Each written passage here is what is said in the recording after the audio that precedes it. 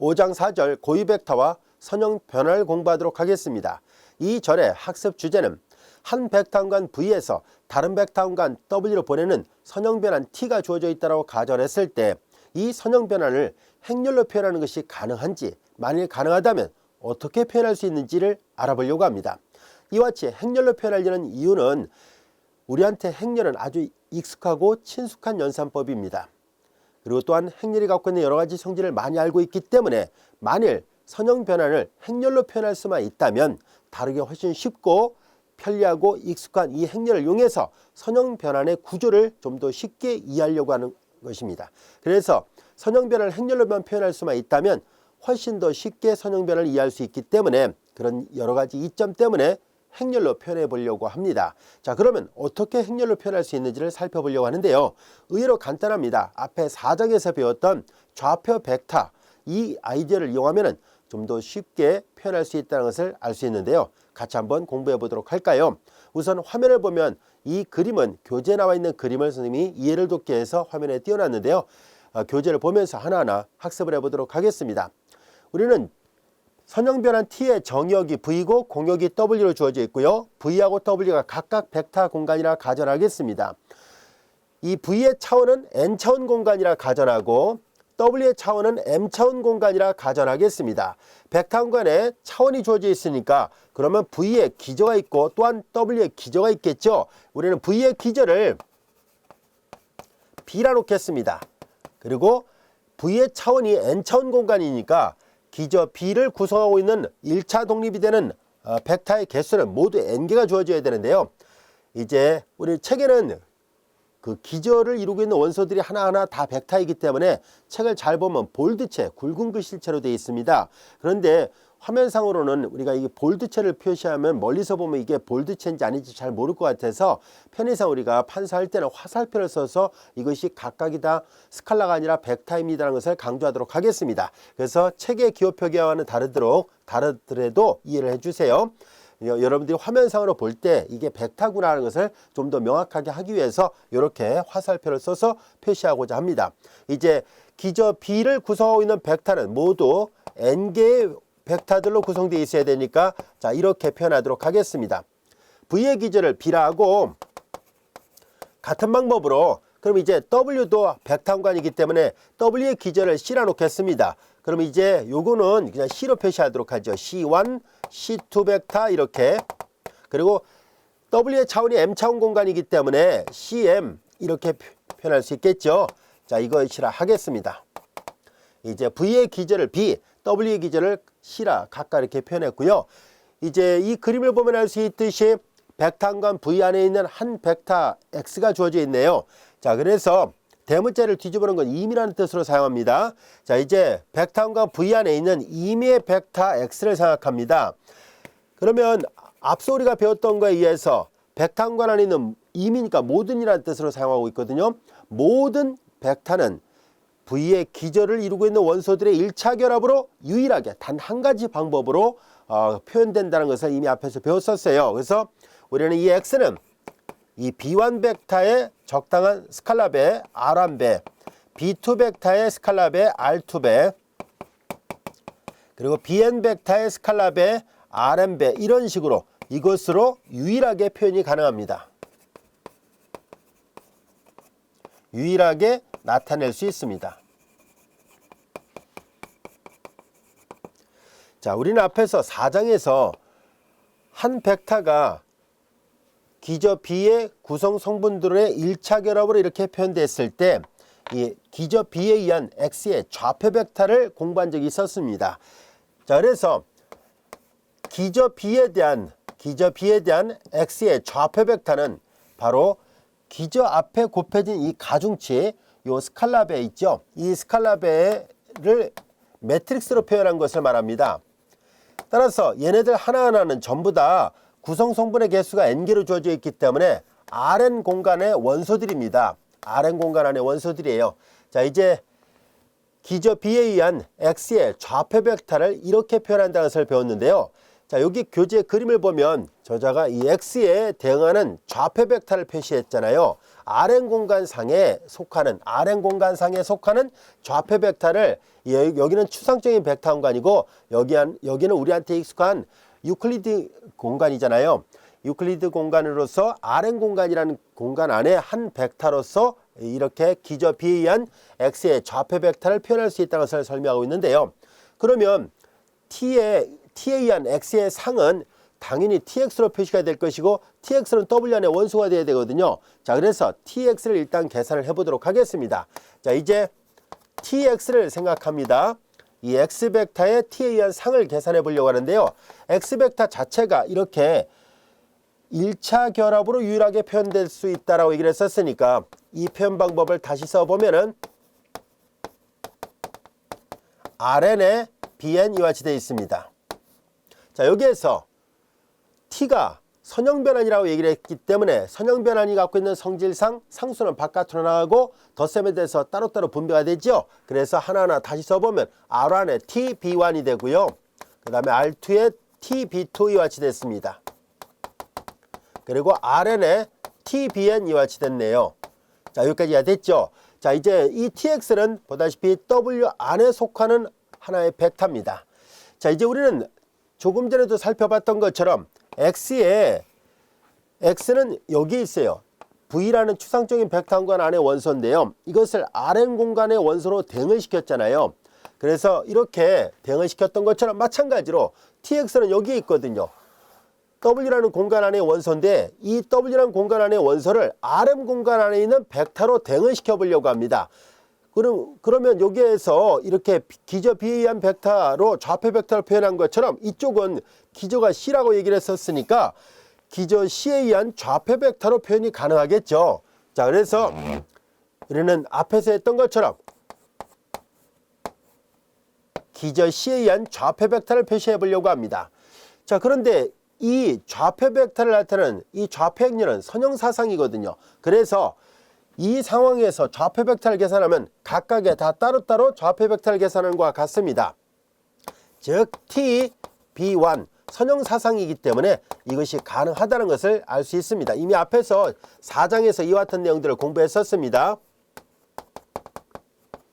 Rn에 그리고 T, Bn, C와 같이 됐습니다. 근데 이 모양을 잘 들여다보면 1차 결합이 된 이 모양을 매트릭스를 이용해서 표현하는 것이 가능하죠. 자, 이제 매트릭스로 표현을 해보도록 하겠습니다. 이런 매트릭스 표현 방법 역시 앞에서 우리 하나하나 공부해 왔거든요. 1차 결합을 행렬 이렇게 매트릭스를 이용해서 표현할 때 여기가 R1, R2, R3, R1, R2 이렇게 되고 여기 Rn이에요. 그리고 이제 여기 각각의 T, B1의 기저 C에 의한 좌표 행렬이에요. 또는 좌표 벡터, 좌표 행렬 같이 혼용해서 사용합니다. 자, 이제 이렇게 됐고요. 맨 마지막에는 TBN 그리고 C와 같이 됐습니다. 자, 이제 여기에서 우리는 요 행렬을 간단하게 다음같이 표현해 보려고 합니다. 이 행렬을 우리 교재에서는 이제 M 이렇게 표시했고요. 그 다음에 요거는 앞서 설명한 것처럼 기저 B에 의한 X의 좌표 벡터예요. 기저 B에 의한 X의 좌표 벡터 이렇게 되어 있습니다. 자, 이제 기저 C에 의한 TX의 좌표 벡터가 바로 여기 RM 공간 안의 원소예요. 왜냐하면은 얘네들은 잘 보세요. 주어진 식은 하나하나를 다 계산하게 되면은 이들의 모양은 이 RM 공간 안에 요 기저들로 표현이 되어 있거든요. 얘가 기저를 이루고 있는 원소의 개수가 M개가 주어져 있기 때문에 RM 공간 안에 있는 어떤 좌표 벡터라는 것을 알 수 있습니다. 자, 이제 이렇게 해서 표현됐고요. 자, 이제 여기에서 요 M이 바로 이 선형 변환을 나타내는 표현 행렬입니다. 우리 여기에서 이 M을 다른 책에서는 이렇게도 쓰지만 지금 우리 책에서는 저자가 M으로 표시했습니다. 매트릭스의 약자를 써서 그냥 M이라 썼는데요. 다른 책에서는 선형 변환 T를 나타내는 행렬인데요. 자, 얘는 정역의 차원은 N차원이고 공역의 차원이 M차원이고요. 서로 다른 벡터관이었거든요. 이쪽의 기저는 B로 표시하고 이쪽의 기저는 C로 표시했는데요. 보다시피 B1부터 Bn은 기저 정역에 속하는 기저를 이루고 있는 벡터들이에요. 그리고 이쪽은 C1부터 이 C는 뭐냐면 얘네들이거든요. 얘네들. 그래서 이 기저하고 이 기저랑 서로 맞물려 있다는 것을 알 수 있습니다. 관련이 있다는 것을 강조하기 위해서 보통 다른 교재에서는 정역의 기저를 아래에다가 공역의 기저를 위에다 표시를 합니다. 즉 M 대신에 이렇게 표현하는 책도 있다는 것을 기호 표기를 설명하려고 합니다. 그래서 혹시라도 여러 책을 참고할 때 요렇게도 쓸 수 있구나 라는 것을 알아두세요. 그래서 요렇게도 많이 씁니다. 그래서 이제 이것을 요 M이라는 행렬 또는 이제 이렇게 표현했을 때 이것을 선형 변환 T에 대한 기저 B와 기저 C에 대한 선형 변환 T의 표현 행렬이라고 정의하도록 하겠습니다. 자, 그래서 이제 표현 행렬이라는 것을 살펴봤습니다. 두 기저, 이게 정역의 기저가 아래이고요. 공역의 기저가 위에요. 두 기저 B하고 C에 의해서 표현되는 선형 변환 T에 대한 표현 행렬, 표현 행렬이라고 합니다. 표현 행렬이라고도 하고 어떤 책에서는 표준 행렬이라고도 말을 하기도 합니다. 자, 이제 우리는 이렇게 선형 변환을 행렬로 표현하는 것이 가능하구나 라는 것을 알게 됐습니다. 자, 이제 우리는 이렇게 표현한다는 것을 배웠는데요. 자, 이제 이 내용을 요약한 것을 일단 그림을 통해서 한번 먼저 살펴보도록 하겠습니다. 이 교재 보면 그림이 이런 그림이 또 도표가 있죠. 자, 어렵진 않습니다. 조금 전에 했던 이 그림으로 주어진 것을 다른 그림은 다 지워버리고 여기서 일로 가는 거, 이렇게 가는 거, 이렇게 가는 거, 이렇게 가는 거 이렇게 해서 그 4개의 점들만 표시를 한 다음에 각각의 이렇게 화살표를 써서 대응됐다는 것을 설명하고 있습니다. 조금 전까지 설명했던 것을 아주 간략한 기호로 표시한 것뿐이에요. 벡터항과 V 안에 있는 원소 벡터 X를 벡터항과 W 안에 원소 TX로 대응을 시키는 것이 선형 변환 T고요. 이 추상적인 벡터항과 V 안에 속하는 벡터를 좌표 벡터로 표시한 거예요. Rn 공간상의 좌표 벡터를 이용해서 표시한 것이 이거고요. 마찬가지로 이쪽 W의 벡터항과 안에 기저가 실었을 때 C에 의해서 TX의 상을 표시한 거잖아요. 조금 아까 설명했던 거 그들끼리 대응할 때 요게 M을 곱한다라고 얘기를 했는데요. M이 바로 이렇게 표현행렬입니다. 또는 표준행렬이라고도 한다 그랬었죠. 요런 표현, 요런 표현. 그래서 M을 곱하면 된다는 건데요. 자, 대응되는 관계, 여기서 좌표 벡터를 만드는 관계고요. 선형 변환이고 이렇게 대응됐으니까 결과적으로 얘랑 대응되고 있다는 것을 알 수 있습니다. 이해됐죠? 그래서 선형 변환을 행렬을 이용해서 표현시키는 것도 가능하다라는 것을 학습하게 됐습니다. 여기까지 이해됐죠? 자, 그러면은 이 M을 찾는 과정을 좀 살펴보려고 합니다. 자, 이제 여기는 그냥 이렇게 표현돼요 라고 말했는데 좀 더 구체적으로 예를 들어가면서 하나하나 살펴보도록 할까요? 이제 1번의 문제를 살펴보겠습니다. 자, 이제 기저 여기서 말하는 이 B1, B2 딱 2개만 갖고 좀 생각하고 있습니다. B를 V의 기저라 하고 그 다음에 여기서는 이제 M개가 있다고 했었는데 딱 3개만 갖고 하려고 해요. W의 기저를 C라 표시했을 때 선형 변환 V에서 W로 가는데 TV1이 이렇게 표현되고 TV2가 이렇게 표현된다면 B와 C에 대한 변환 T의 행렬 표현 M을 구하라. 즉 이걸 구하시오라는 얘기잖아요. 자, 얘를 구하기 위해서는 이 행렬 표현 M의 모양이 어떻게 생겼는지를 잘 살펴볼 필요가 있습니다. 바로 이제 여기 보다시피 자, 이제 정역의 기저, 이제 기저는 순서 기저예요. 항상 순서가 있습니다. 그래서 순서를 바꿔놓지 말고요. 문제에서 주어졌던 순서대로 계산합니다. TB1에 기저 C에 의한 좌표 벡터가 필요하고요. 마찬가지로 기저를 이루고 있는 원소 요 순서 기저의 원소 두 번째 벡터의 T에 의한 상에 기저 C에 의한 좌표 벡터가 필요해요. 요거 계산하세요라는 얘기예요. 자, 이제 정역의 기저 B의 구성원소인 B1과 B2의 상들을 각각 공역의 기저들로 표현하는 좌표 벡터를 표현해 보세요라는 얘기거든요. 자, 이건 어렵지 않죠. 왜냐하면은 이미 이런 대응 관계를 찾아야 되는데 이미 주어져 있잖아요. 그러니까 문제에 따라서 이걸 대응 관계를 우리가 직접 찾아야 될 경우가 많거든요. 근데 주어져 있었기 때문에 별로 어렵지 않게 이걸 표현할 수 있네요. 자, 이제 이 C1, C2, C3는 오른쪽에 W 안에 있는 기저들의 구성 원소예요. 그들의 1차 결합으로 표현되어 있으니까 따라서 TB1을 기저 C에서 표현되는 좌표 벡터는 이 앞에 가중치를 이렇게 매트릭스로 표시한 거거든요. 열로 표시하면 돼요. 자, 이제 얘네들을 열로 표시하니까 3, -2, 5 이렇게 쓸 겁니다. 이해됐죠?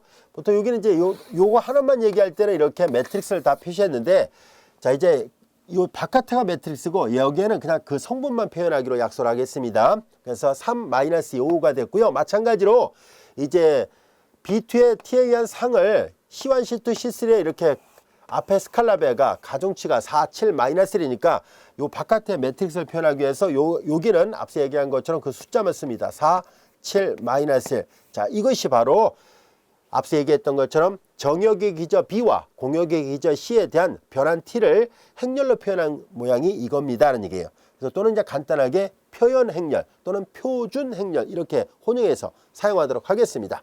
그래서 M을 찾는 방법은 의외로 간단하구나 라는 것을 알게 됐습니다.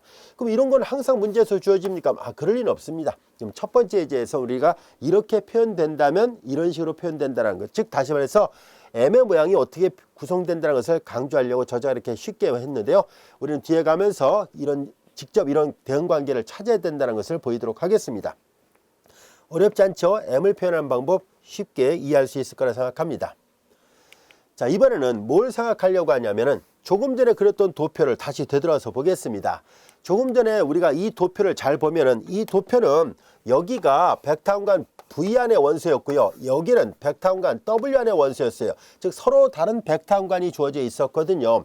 그런데 이제 얘네들을 같은 벡터 공간으로 생각해 보려고 해요. 즉 V에서 W로 가는 것이 아니라 V에서 그냥 V로 가는 거를 생각해 보자는 얘기고요.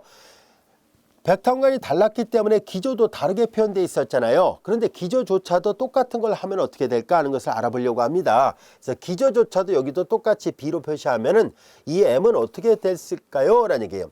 근데 이것은 그냥 좌표 벡터를 표현하는 또는 좌표 행렬을 나타내는 선형사상이기만 하면 돼요 라는 것을 말하려고 합니다. 그게 바로 이 그림이에요. 자, 이게 보다시피 얘는 이 X가 이제 V 안의 원소고요. V에서 V로 가는 거거든요. 얘가 이제 W가 아니라 여전히 V 안의 원소예요. V 안에 있는 벡터를 다시 V 안으로 뭔가 대응을 시킨 것 뿐이에요. 이때 앞서 했던 것처럼 좌표 벡터를 만들었죠. 이것도 역시 좌표 벡터를 만들어야 되는데 같은 기조를 갖고 만들겠다는 뜻입니다. 이때 여기서는 아까는 M이라고 얘기를 했었고 M은 이렇게 표현됩니다 라고 얘기를 했는데 이제 이 표현이 되게 좋거든요. 왜냐하면 정역의 기저, 공역의 기저를 나타내고 있는데 그럼 여기서 잘 보세요. 이렇게 된다는 말은 무슨 말이냐면은 지금 정역의 기저도 B고 공역의 기저도 B잖아요. 그렇죠? 같은 기저를 사용하고 있으니까 물론 기저가 다르다면은 여기 C로 표시를 해야 되는 게 맞습니다. 근데 이렇게 정역의 기저하고 공역의 기저가 같은 경우는 우리가 보통 암묵적으로 다음같이 줄여서 표현하기로 약속을 합니다. 이렇게 쓰기로 정의를 해요.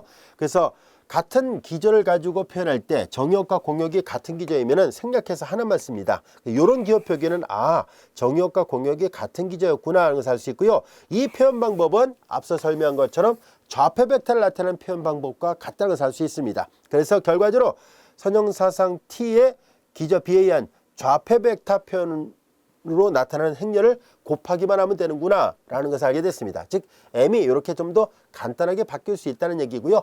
조금 전에 설명했던 거에 특수한 경우에 불과합니다. 근데 우리가 이제 V에서 V로 가는 경우 자주 사용하거든요. 그래서 비록 특수한 경우이긴 할지라도 이거 알아둘 필요가 있네요. 자, 여기까지 이 그림도 이해됐죠? 자, 이제 예제를 한번 살펴보도록 하겠습니다. 조금 전에 설명했던 것들을 이제 학습을 해보려고 해요. 즉, 이 도표를 통해서 나왔던 개념을 이제 예를 들어서 한번 확인해 보려고 합니다. 여기 보다시피 같은 벡터 공간에서 같은 벡터 공간으로 가고 있잖아요. 이렇게 서로 다른 벡터 공간으로 보내지는 선형 변환도 있지만 같은 공간 안에서 같은 공간으로 보내지는 경우도 있거든요. 그래서 의외로 많이 사용하고 있거든요. 자, 이제 P2는 우리가 잘 알다시피 2차 이하의 다항식들로 이루어진 벡터 공간을 P2라 표시합니다. 자, 그래서 이 안에 있는 벡터의 구성 성분은 2차 이하의 다항식들로 이루어져 있으니까 이렇게 표현될 것이고요. T에 의한 상으로 이렇게 보내졌습니다라는 얘기예요. 근데 이걸 잘 들여다보니까 이 T는 이 안에 있는 원소를 오른쪽으로 보내는 과정에서 어떻게 했나요? 그렇죠. 도함수를 구한 꼴이에요. 그래서 이 선형 변환 T는 미분을 하는 선형 변환을 약속했구나 라는 것을 알 수 있습니다. 자, 그래서 이제 이 선형 변환이 미분을 나타내는 기호였다는 것을 확인할 수 있었고요.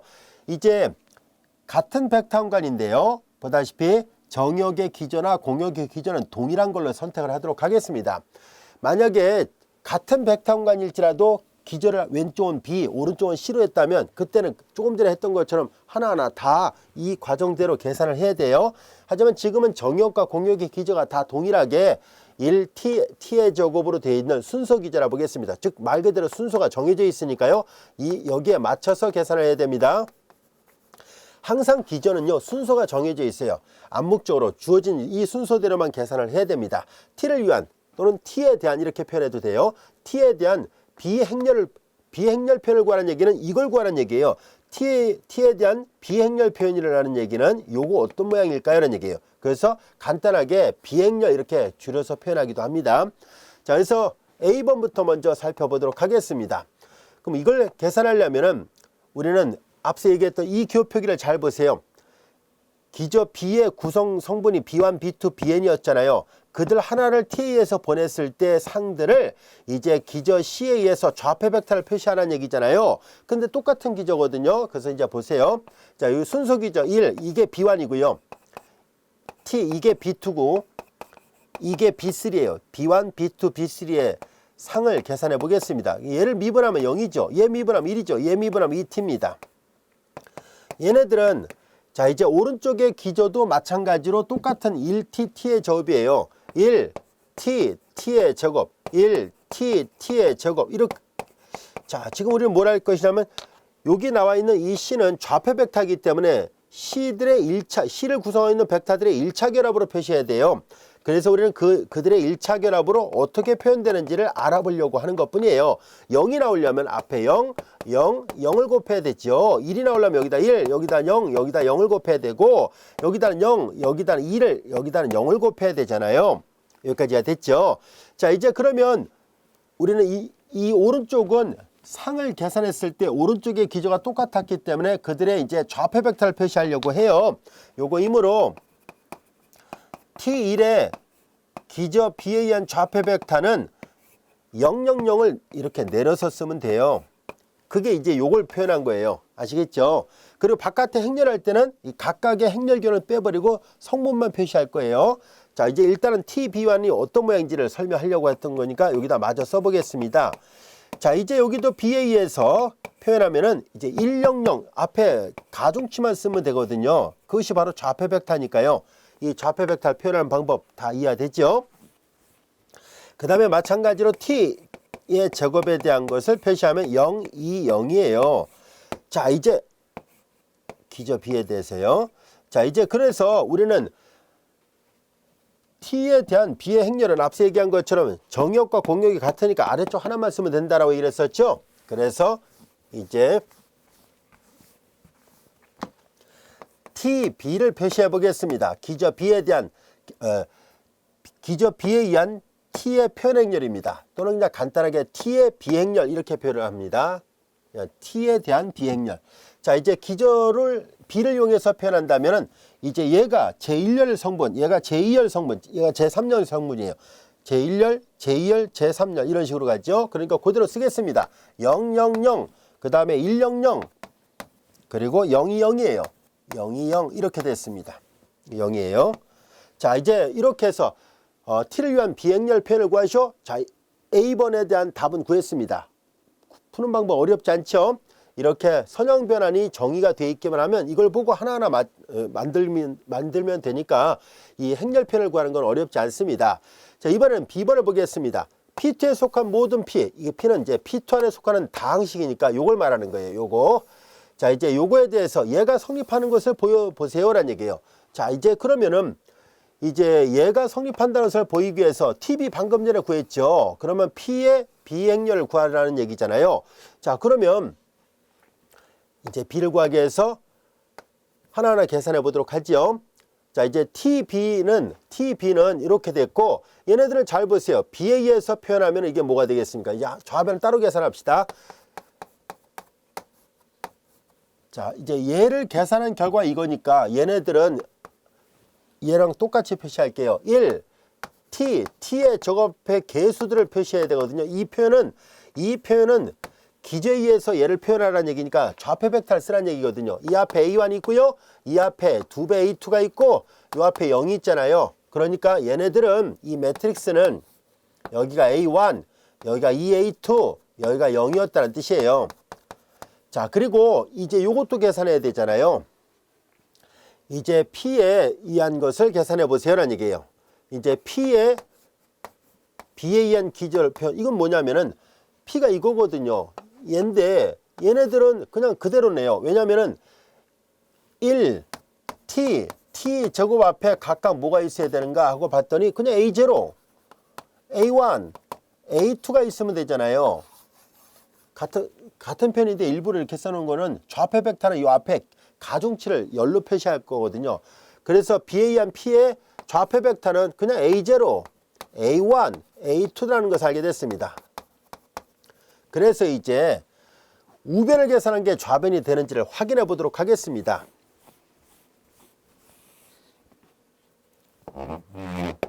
조금 전에 계산했던 T, B와 그리고 지금 계산했던 P, B를 곱을 해 보겠습니다. 자, 이제 0, 0, 0, 1, 0, 0, 0, 2, 0이고 그 다음에 얘가 A0, A1, A2였잖아요. A0, A1, A2를 계산합니다. 행렬의 곱을 계산해 보죠. 행렬 계산하니까 A1, 행렬 계산하니까는 2배 A2, 행렬 계산하니까 0이 나오잖아요. 근데 이거 A1, 2배 A2, 0은 이거네요. A1, 2배 A2, 0이니까 이것이 곧 얘랑 같구나 라는 것을 알게 됐습니다. 그래서 이 B번도 성립했다라는 것을 알게 됐습니다. 그래서 이렇게 기저 B에 의한 T에 기저 B에 의한 행렬 표현이 있음으로 해서 선형 변환을 나타낼 수 있다는 것을 확인할 수 있게 됐습니다. 이 뜻 충분히 이해가 됐죠? 지금까지 설명했던 것을 저자가 그림으로 표현한 것인데요. 이제 그림을 보는 방법 알 수 있을 거예요. 자, 이제 여기는 2차 이하의 다항식들로 이루어진 벡터 공간 P2에서 역시 똑같이 2차 이하의 다항식들로 이루어진 벡터 공간으로 사상을 보내는데요. 여기는 정확하게 2차 이하를 다 표현했는데 T가 미분을 나타내니까 얘네들이 다른 위치에 이렇게 미분된 2차 이하의 다항식들로 이루어진 집합 중에 어느 하나로 대응된 거예요. 이 점의 좌표 벡터가 R3 공간상에서 A0, A1, A2였는데 A0, A1, A2였었죠. 이것이 얘가 선형사상을 나타내는 표현행렬이에요. 이 점을 이 표현행렬에서 계산하니까 오른쪽으로 어디로 갔냐면은 이 점으로 갔어요 라는 것을 말해주고 있습니다. 이해됐죠? 그래서 이렇게 이 점을 일로 보내는데 대응하는 행렬이 있었다는 것을 알게 됐고 그것이 앞에서 얘기했던 것처럼 기저 B에 대한 T의 표현행렬이었다는 것을 알게 됐습니다. 이 벡터 왼쪽에다 이 행렬을 곱하면 이렇게 대응을 시키는 것이 가능하다는 것을 확인할 수 있고요. 얘를 보고 이제 우리는 이렇게 어느 벡터로 대응되는구나 하는 것도 확인할 수 있습니다. 자, 그래서 우리는 이렇게 오는 것은 사실 이렇게 여기는 역사상으로 이렇게 하면은 충분히 이 대응 관계를 이해할 수 있습니다. 즉 화살표를 써서 표시한다면 이렇게 대응을 시키면은 이 선형 변환 T를 매트릭스를 이용해서 여기서 이렇게 되는 좌표 벡터잖아요. 좌표 벡터 또는 좌표 행렬. 여기서 일로 갈 때도 좌표 행렬의 역행렬을 생각하면 되고요. 역변화를 생각하면 되고 그냥 대응 규칙을 생각하면 돼요. 얘를 보고 이렇게 표현할 수 있듯이 얘를 보고 이렇게 표현할 수 있겠죠. 자, 그래서 우리는 여기에 TB 이렇게 있고요. 그래서 만약에 요 행렬 이렇게 좌표 행렬이 있을 거 아닙니까? 그 다음에 여기도 이제 그 좌표 행렬을 이용해서 표현하는 뭐가 있을 것이고 그래서 이렇게 오면은 이 선형 변환을 이해할 수 있습니다라는 것을 확인할 수 있습니다. 자, 이런 내용들은 곧 이 절의 후반부에서 또 자세하게 학습을 할 계획입니다. 정리 8번 대각행렬 표현 정리에 대해서 알아보도록 하겠습니다. 행렬 A가 PDP 인버스라고 가정하고 있습니다. 자, 우리는 앞절에서 이렇게 될 때 A는 D하고 닮은 행렬이다 라는 것을 공부한 적이 있습니다. 그리고 이렇게 될 때 A는 대각화 가능한 행렬이다 라는 것도 공부를 했었죠. 이때 D는 N차의 대각 행렬입니다. 자, 그리고 이렇게 되는 P는 우리가 앞에서 배웠었죠. 행렬 A의 1차 독립이 되는 고유 벡터들 1차 독립이 되는 고유 벡터들을 열로 배열해서 만든 행렬이 P고요. 이때 각각의 이 1차 독립이 되는 N개의 벡터들은 Rn 공간에 기저 역할을 한다는 것을 배운 적이 있었습니다. 자, 그래서 왜 이렇게 표현되는지를 한번 알아보기 위해서 다음과 같이 P의 모양을 생각해 보겠습니다. P는 자, 이제 고유 벡터들을 열로 배열해서 만든 행렬이거든요. 그래서 제1열이 B1 고유 벡터로 되어 있고 제2열이 B2 고유 벡터, 제_n열이 BN 고유 벡터로 되어 있다고 보겠습니다.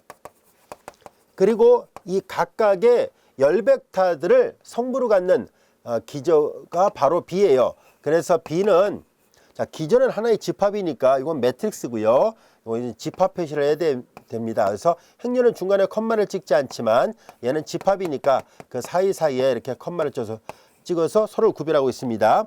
자, 이제 기저는 이런 모양이고 행렬은 이런 모양이라 가정하겠습니다. 자, 우리는 여기에서 이제 다음 같은 것을 생각하는데요. 우리는 이 X라는 한 벡터를 이 기저들의 1차 결합으로 표현할 수 있다는 것을 잘 알고 있죠. 그래서 이 기저들의 1차 결합으로 표현해 본다면 B1에 앞에서 했던 것처럼 뭐 R1이라 할까요? B2에 R2. 자, 이렇게 기저들의 모든 벡터는 기저를 이루고 있는 원소들의 1차 결합으로 유일하게 표현이 가능하거든요. 그래서 이렇게 표현할 수 있습니다. 그럼 이제 얘네들은 다시 한번 써보면은 벡터를 이용해서 표시하려고 하는데요. 행렬을 이용해서 표시하려고 하는데요. 자, 이제 행렬의 곱을 이용해서 이 모양을 바꿔 쓸 수 있다는 것을 알 수 있습니다. 자, BN 이렇게 되고요. 그 다음에 여기는 R1, R2, RN 이렇게 됩니다. 근데 이 모양을 잘 보면 이거는 방금 전에 행렬 P라고 약속을 했었고요. 이거는 앞서 우리가 배웠던 것과 마찬가지로 이 벡터 X의 기저 B에 대한 좌표 벡터잖아요. 그래서 기저 B에 대한 벡터 X의 좌표 벡터이므로 결과적으로 X는 언제나 P 그리고 XB 이렇게 표현할 수 있다는 것을 알 수 있습니다. 자, 여기에서 이 P를 구성하고 있는 각각의 열 벡터는 1차 독립이에요. 기저라고 얘기를 했었으니까 R을 위한 기저가 된다 했으니까 1차 독립이죠. 그러니까 열 벡터들이 1차 독립이니까 이 행렬 P는 가역 행렬입니다. 가역 행렬이니까 양변에 P 인버스를 곱해버리면은 P 인버스 X는 이렇게 표현할 수 있다는 것을 알게 됐습니다. 여기까지야 됐죠? 자, 이제 문제의 가정으로부터 변한 T는 이 변환을 T라 놓는다면 TX는 AX라는 이런 대응 관계가 있었을 때 이제 이 변한 T를 나타내는 비행렬 표현이 바로 D가 된다는 것을 증명하려고 합니다. 자, 그래서 이제 방금 전에 계산했던 이 X가 Rn 공간 안의 원소이거든요. Rn 공간 안의 원소이니까 X가 Rn 공간 안의 원소였을 때 이거에 대하여 우리가 조사하고자 하는 것은 TX 이퀄 AX를 만족하는 이 T의 비행렬 표현이 왜 대각행렬 D로 표현되는지를 확인해 보려는 거거든요. 자, 이제 이렇게 가정해 보도록 하겠습니다. 그러면 이제 기저 B에 대한 T의 이 비행렬 표현을 구한다는 얘기는 이걸 계산한다는 얘기거든요. T의 비행렬 표현을 계산해 보려고 합니다. 자, 그런데 여기에서 우리는 앞서 배웠던 것처럼 T의 비행렬 표현은 이제 TB1 기저 B에 대한 상이죠. 그 다음에 마찬가지로 자, 이걸 계산하려고 합니다. 조금 전에 설명했던 내용이죠. 여기쯤에 설명했던 내용을 다시 한번 적고 있습니다. TBN B예요. 자, 이제 기저 B에 대한 T의 행렬 표현은 앞에서 배웠던 정의로부터 이렇게 표현된다는 것을 알 수 있었습니다. 자, 이제 그럼 여기에서 하나하나 계산해 보도록 할게요. TX는 AX가 된다 했는데 X 대신에 B1이 들어간 것이니까 TB1은 AB1으로 바꿔서 쓸 수 있네요. AB1 이와 같이 됩니다. 마찬가지로 여기도 AB2 이렇게 되겠네요. 그 다음에 여기도 ABN 이와 같이 됐습니다. 자, 여기까지가 됐죠. 자, 그 다음에 이제 우리는 여기 보다시피 어떤 벡터가 하나 주어졌을 때 기저 B에 의한 벡터의 좌표 벡터들이거든요. 이 좌표 벡터는 좌변처럼 풀 수 있다는 것을 알 수 있었습니다. 그래서 AB1, X 대신에 AB1이 들어간 거예요. AB1 왼쪽에다 P 인버스가 있네요. 그래서 P 인버스 AB1 이렇게 쓸 수 있네요. 자, 여기 우변과 좌변이 같다는 사실이에요. 여기는 밑에다 아래 첨자에다 기저 B를 썼지만 여기는 그런 게 없잖아요. 그래서 그대로 여기 내려오면서 그렇게 쓰고 있습니다. 이제 P 인버스 AB2 그 다음에 P 인버스 ABN 이와 같이 됐습니다. 여기까지 됐죠. 자, 근데 여기에서 잘 들여다보면 각각의 얘네들이 열벡타인데요. 이 열벡타는 다음같이 계산한 것과 같습니다. 행렬의 곱의 성질로부터 이제 이 행렬을 제1열하고 계산한 게 여기 1열 벡터가 되고요. 얘를 제2열하고 계산한 게 2열 벡터가 되고요. 제_n열하고 계산한 것이 그대로 계산하면 이 n열 벡터가 돼요. 자, 근데 여기서 B1부터 Bn으로 이루어진 것은 바로 행렬 P와 같다라고 얘기를 했었으니까 여기가 P 인버스 AP가 됩니다 라는 것을 알 수 있습니다. 근데 여기에서 문제에서 우리는 A는 이렇게 됐어요 라고 가정했었으니까 마저 계산해 볼까요? P 인버스 A 대신에 D, P, D 인버스를 계산하면은 이제 행렬의 곱은 결합법칙이 성립하니까 P 인버스 P와 D 그리고 P 인버스 P 이렇게 되어 있습니다. 자, 이제 자신과 자신의 역행렬끼리 했으니까 단위행렬 그리고 여기는 D 대각행렬입니다. P 인버스 P니까 I가 되고 요거 계산하면 D만 남아요. 자, 이렇게 됩니다. 그래서 P 인버스 AP가 D가 돼서 대각행렬이 됐다는 것을 알 수 있습니다. 자, 그래서 이 D는 바로 이 T의 비행렬 표현과 정확하게 일치하는구나 라는 것을 알게 됐습니다. 여기까지 이해가 됐나요? 그래서 이 만약에 이렇게만 돼 준다면은 가운데 있는 D는 이 선형 변환 T의 비행렬 표현과 정확하게 일치한다는 것을 확인할 수 있었습니다. 자, 그러면 이 대각행렬 표현과 관련된 간단한 예문을 하나 살펴보도록 하겠습니다. 예, 한 번의 문제를 살펴볼까요? 행렬 A가 다음같이 주어져 있을 때 T는 R2에서 R2로 보내고 이제 TX를 AX로 정의를 했습니다. 이제 T를 위한 비행렬 표현이 대각행렬이 되는 R2를 위한 기저 B는 어떤 모양이 될까요? 라는 얘기인데요. 이거 앞에서 했던 예문이거든요. 근데 복수 삼아 이걸 하나하나 살펴보겠습니다. 책의 저자는 그냥 결과만 써놨는데요. 우리는 이제 이런 것들을 직접 다 구해보면서 하나하나 학습을 해보도록 하겠습니다. 우리가 원하는 것은 이 R2를 위한 기저 B를 구하는 것인데요. 먼저 T를 위한 B의 행렬 표현이 대각행렬 D가 된다는 것을 보이려고 하거든요. 그러기 위한 기저 B는 앞서 얘기한 것처럼 이 행렬 A의 고유 벡터들을 열로 배열해서 만든 것이 행렬 P가 되어 있었고요.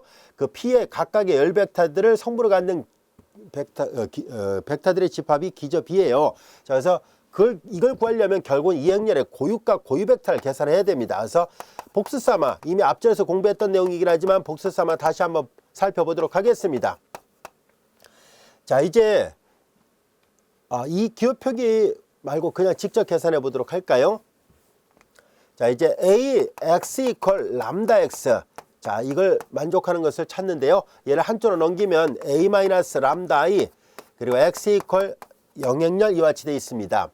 그런데 여기에서 고유 벡터는 0이 아닌 해를 구하는 것이 목적이니까 결과적으로 0이 아닌 해를 가지려면 이 행렬이 역행렬이 존재하지 않아야 돼요. 비가역행렬이어야 됩니다.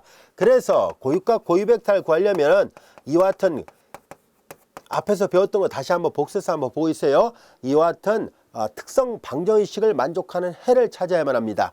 그래서 이런 원리 때문에 이렇게 나온 거고요. 앞으로 이제 고유값 고유 벡터를 구할 때 여기서부터 바로 풀어도 됩니다. 자, 이제 얘를 계산해 보도록 하겠습니다. 얘는 주대각선에서 람다를 빼는 거거든요. 7 마이너스 람다, 1 마이너스 람다, 그리고 2 마이너스 4 이퀄 0 이와 같이 됐습니다. 이제 사라스 방법으로 계산하죠. 7 마이너스 람다와 1 마이너스 람다 이렇게 곱한 값에서 이렇게 곱한 것 빼죠. 플러스 8 이퀄 제로입니다. 내림차수로 다시 정리하죠. 람다의 제곱 마이너스 7 마이너스니까 마이너스 8 람다 7하고 8을 더했으니까 15 이퀄 0 이와 같이 됐습니다. 이제 이거 인수분해 되는군요. 3하고 5로 인수분해 되네요. 그래서 고유값을 구해보도록 하겠습니다. 람다 마이너스 5와 람다 마이너스 3의 곱으로 인수분해 됐습니다. 자, 이제 주어진 식은 람다가 5와 3이 있는데요. 첫 번째 람다가 5일 때 대하는 고유 벡터를 구하도록 하겠습니다. 람다가 5일 때 대하는 고유 벡터를 구합니다. 자, 여기다 5를 대입하면 A 마이너스 여기다 이걸 만족하는 0이 아닌 해를 찾아야 되는 것이 곧 고유 벡터를 찾는 거잖아요. 그래서 람다 대신 5를 여기다 대입하면 이제 A 마이너스 5I x 이퀄 0을 만족하는 이와 같은 동차 연립 1차 방정식의 해를 구해야만 합니다. 이런 동차 연립 1차 방정식을 만족하는 해 x를 xy라 구성성분이 xy로 되어 있다고 한다면은 a-5y는 여기다 람다 대신에 5를 대입한 거예요. 7에서 5를 빼니까 2, 여기도 2가 되고 마이너스 4, 1에서 5를 빼는 거니까 마이너스 4. 두 개의 방정식은 서로 비례하죠? 하나만 표시하면 되겠네요. 행렬 풀어보면 2x 더하기 2y 이퀄 0이니까 x 더하기 y 이퀄 0 이와 같이 됩니다. 이제 우리는 여기에서 y를 뭐 알파로 놓겠습니다. y를 만약에 알파라고 놓으면은 알파라 하면 그럼 x는 마이너스 y니까 마이너스 알파 이와 같이 됩니다. 이제 우리는 고유 벡터를 하나 찾습니다. 고유 벡터를 구해본 결과 x는 자, 람다가 5일 때 되는 고유 벡터라는 것을 강조하기 위해서 아래 첨자를 써서 표시하겠습니다. 자, y가 알파라면 x는 마이너스 알파, 알파를 묶어내면 마이너스 1 이렇게 돼요. 여기서 그냥 x를 알파로 놓으면 그때는 y가 마이너스 알파가 되니까 위아래가 바뀌어도 상관없습니다. 자, 이때 여기서 알파는 0이 돼서는 안 되죠. 왜냐하면 고유 벡터는 제로가 아닌 벡터라고 강조했었으니까 이렇게 됐고요. 그래서 가장 간단한 걸 얘를 선택하도록 하겠습니다. 자, 그 다음에 이제 이어서 두 번째 람다가 3일 때를 보겠습니다. 람다가 3일 때 똑같은 방법으로 a-3i x 이퀄 0을 만족하는 해를 구하려고 합니다. a-3i xy 자, 이걸 계산하면은 자, 주대역선에서 이거 3을 다 뺍니다.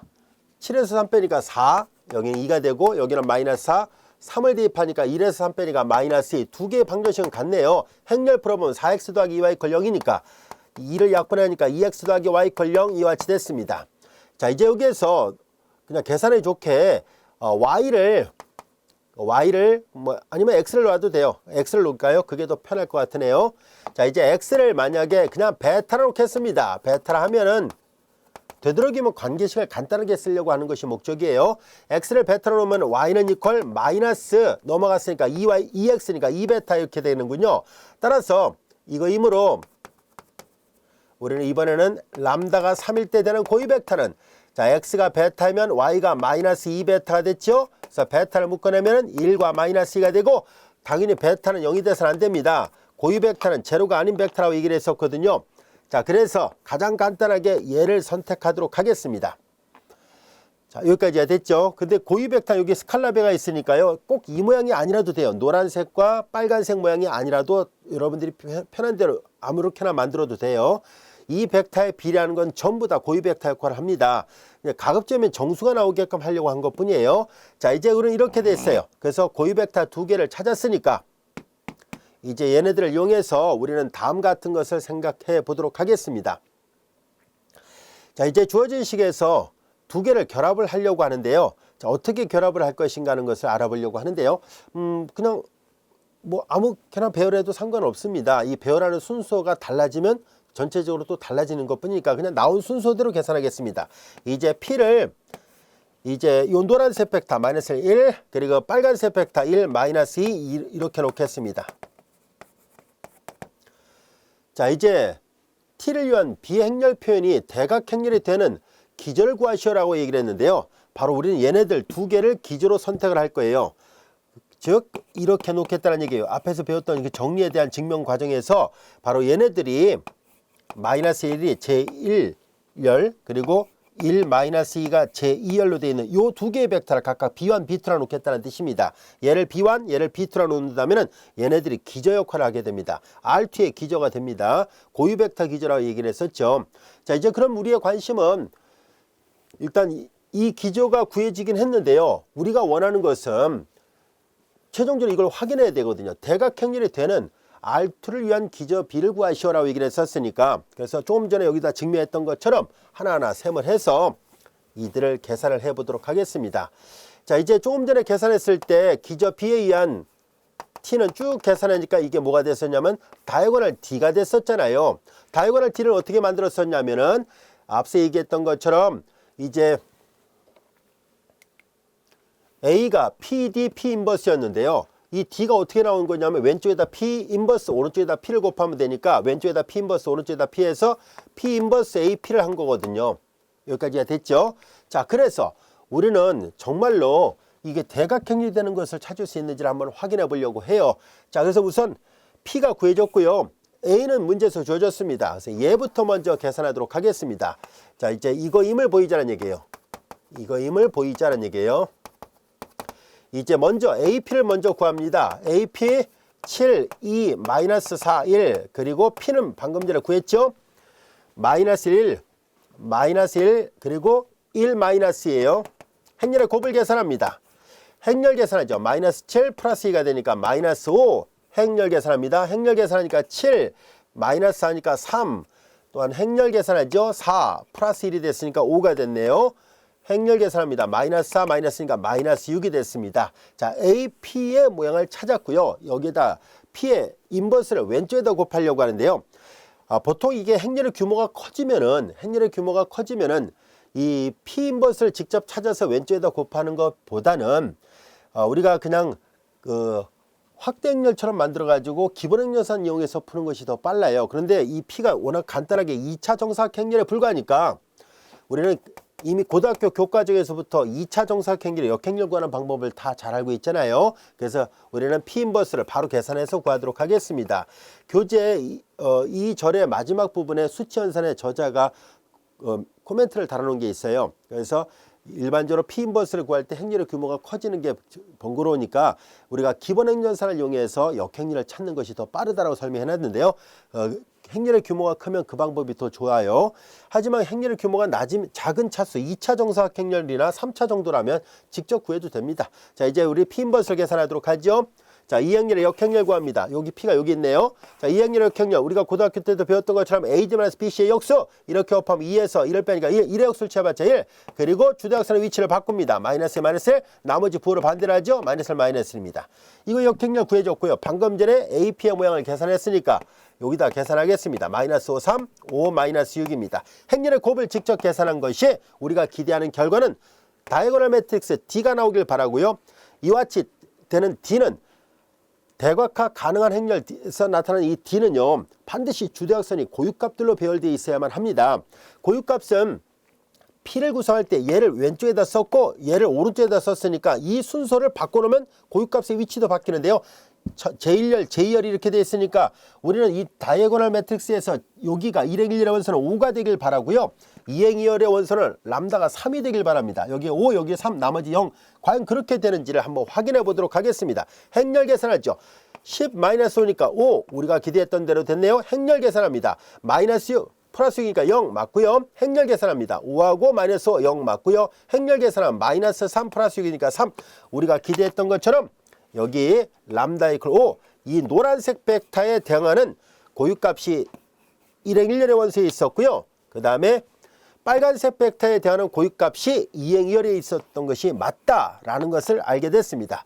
자, 그래서 여기서 말하는 것처럼 대각행렬이 되도록 하는 그 기저 B를 구하시라는 얘기인데 그 기저 B가 곧 고유 벡터들로 구성된 고유 벡터 기저였구나라는 것을 다시 한번 확인할 수 있었습니다.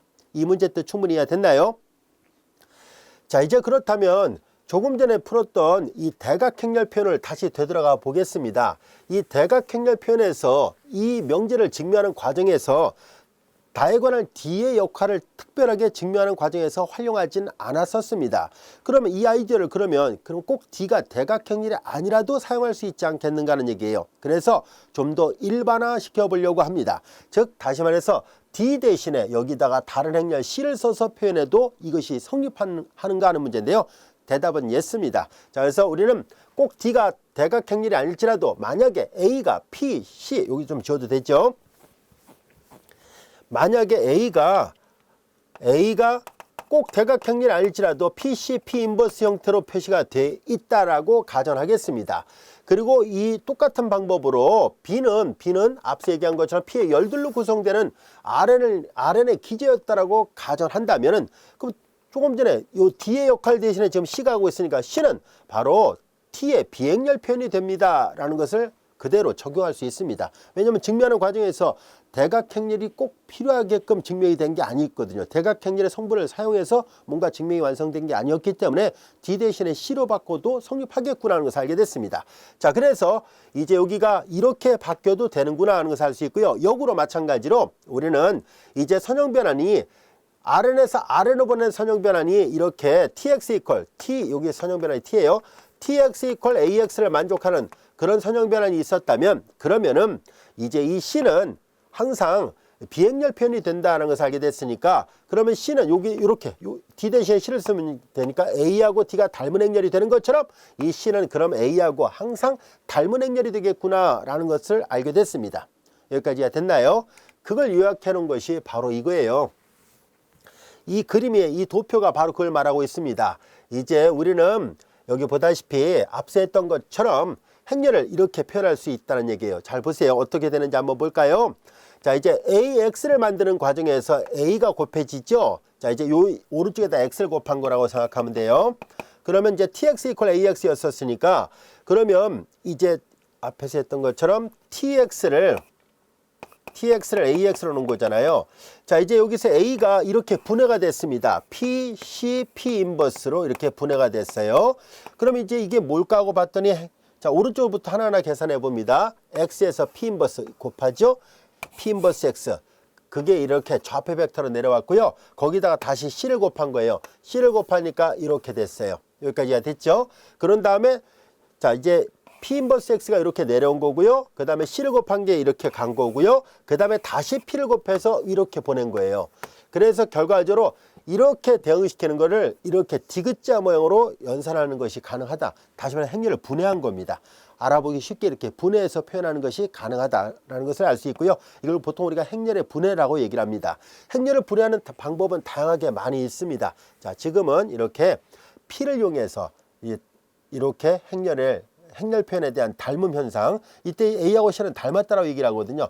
그래서 이렇게 표현할 수 있다는 것을 알게 됐습니다. 그래서 A와 닮은 모든 행렬들의 집합, A와 닮은 모든 행렬들의 집합은 이 변환 X를 AX로 보내는 모든 행렬 표현들의 집합과 정확하게 일치한다는 것을 확인할 수 있었습니다.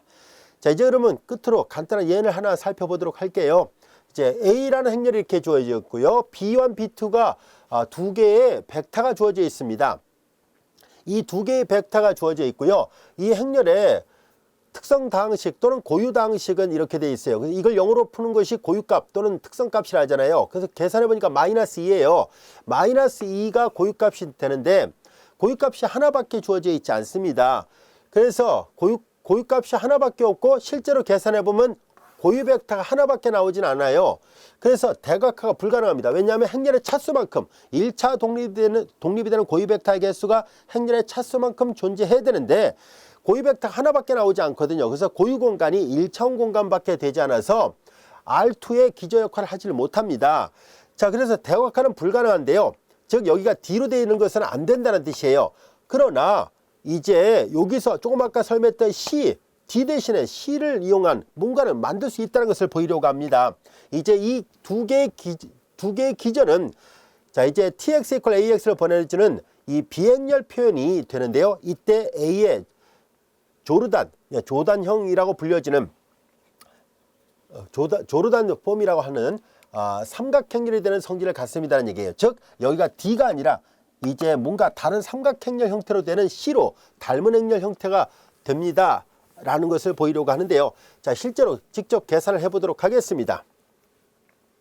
이제 우리는 이 B1과 B2를 이용해서 만든 행렬을 P라 놓겠습니다. 즉 P는 B1과 B2예요. 자, 이제 여기에서 3, 2, 2, 1로 구성된 행렬을 P라 놓겠습니다. 그럼 우리는 뭘 계산해 볼 것이냐면은 조금 전에 얘기했던 것처럼 이제 A가 P, C, P 인버스가 되는 그런 행렬 형태를 만들려고 하고요. 양변에 왼쪽에다 P 인버스, 오른쪽에다 P를 하면은 P 인버스 A, P를 한 것이 C가 되는, 여기가 대각 행렬은 아닌데 이렇게 되는 행렬을 우리가 조르단 폼이라고 얘기를 합니다. 자, 이제 그러면은 그것을 어떻게 표현되는지 이 C의 모양이 어떻게 생겼는지를 한번 알아보려고 합니다. 자, 이제 우리는 AP를 계산하겠습니다. A에다 P를 곱합니다. A의 모양은 4, 마이너스 9, 4, 마이너스 8 이와 같이 되고 P는 3, 2, 2, 1 이와 같이 되어 있습니다. 행렬의 곱을 계산해 봅니다. 행렬의 곱을 계산하니까 행렬 계산하면 3, 4, 12 마이너스 2, 9, 18이니까 마이너스 6, 행렬 2, 4, 8 마이너스 9니까 마이너스 1, 3, 4, 12 마이너스 16이 되니까 마이너스 4, 2, 4, 8 마이너스 8이니까 여기가 0이 나왔네요. AP의 모양이 구해졌고요. 역시 P가 2차 정사각형렬에 불과하니까 P 인버스 AP를 바로 계산하도록 하겠습니다. 자, 이제 주대각선 이렇게 곱한 값에서 이렇게 곱한 값 빼죠. 3 마이너스 하니까 마이너스 1, 역술취하니까 마이너스예요. 마이너스가 되고요. 주대각선 위치를 바꾸고요. 부호를 반대로 하죠. 마이너스 2, 마이너스 2가 됐습니다. P 인버스가 구해졌습니다. 그리고 AP를 계산한 걸 옆에다 쓰겠습니다. 마이너스 6, 마이너스 1, 마이너스 4, 0이에요. 자, 그 다음에 이제 여기에서 이 마이너스 배를 다 하겠습니다. 마이너스 2, 마이너스 3이 되고 마이너스 6, 마이너스 1, 마이너스 4, 0이 됐죠. 자, 이 행렬의 곱을 계산한 것은 이제 대각행렬은 아니에요. 왜냐하면 대각화 불가능하거든요. 고유 벡터의 개수가 행렬의 차수만큼 존재해야 되는데 고유 공간의 차원이 1차원밖에 되지 않아서 대각화는 안 돼요. 그런데 얘를 계산했을 때 우리가 기대하는 결과는 뭐냐면 여기가 뭐가 나오길 바라냐면은 여기가 고유값이 나오는지를 확인해 볼 겁니다. 그리고 00이 되면 대각행렬이 될 텐데 이건 대각행렬이 되진 않아요. 대신 여기가 고유값이 나오고 여기는 0, 여기는 다른 숫자가 나오게 되는데요. 그런 형태의 삼각행렬 형태로 바뀌는데요. 이런 꼴을 보통 조르단이라는 수학자가 찾았다 해서 조르단 폼이라고 얘기를 합니다.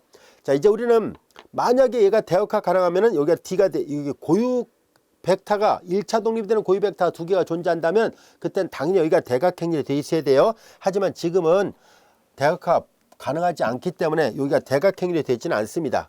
자, 그래서 구체적으로 어떤 모양이 나오는지 한번 확인해 보겠습니다. 행렬 계산하죠. 6 마이너스 8이니까 마이너스 2. 행렬 계산합니다. 플러스 1. 행렬 계산하죠. 마이너스 12 플러스 10이니까 0이 나오죠. 행렬 계산합니다. 마이너스 2예요. 자, 여기서 우리가 주목하고자 하는 것은 바로 이 부분입니다. 이 부분이 바로 뭐였을까 하고 봤더니 바로 고유값 마이너스 2예요. 여기가 만약에 0이었더라면 완벽하게 대각행렬이 됐을 텐데 하지만 그렇진 않죠. 자, 이제 주대각선은 여전히 고유값들로 배열되어 있습니다. P 인버스 AP를 계산하니까. 그래서 완벽하게 대각행렬이 된 것은 아닐지라도 조르단 형태의 모양, 이런 꼴을 조르단 형태라 합니다. 자, 주대각선이 고유값으로 되어 있을 때 조르단 형태는 뭐냐면 위가, 아래는 0이고요. 위가 1로 되어 있는 그런 폼을 조르단 폼이라고 얘기를 합니다. 자, 그래서 대각화 가능했다면 여기가 대각행렬이 될 텐데 대각화 가능하지 않다면 조르단 폼 형태가 됩니다. 라는 것도 알게 됐습니다. 자, 우리는 지금까지 고유 벡터와 행렬의 표현. 자, 이건 요 문제는 아닙니다만 아까 고유 벡터와 행렬의 표현 방법을 살펴봤었잖아요. 그래서 이 절의 제목이 고유 벡터와 행렬 표현과 관련되어 있다는 것을 확인할 수 있었습니다. 그리고 이 절에서 가장 중요한 것은 앞서 증명했던 바로 이 대각행렬 표현 정리입니다. 만약에 학교에서 시험 문제에 증명을 잘 내지 않는 교수님이라면 그냥 요건 가볍게 보고 넘어가도 돼요. 예제 위주로 나올 수 있어요. 근데 혹시라도 증명도 자주 내는 교수님이시라면은 요런 이 절에서 이 정리가 중요하니까 증명하라고 나올 수 있습니다. 자, 지금까지 5장 4절을 살펴봤고요. 이어서 5장 5절 복수 고유값 고유 벡터에 대해서 같이 공부하도록 하겠습니다.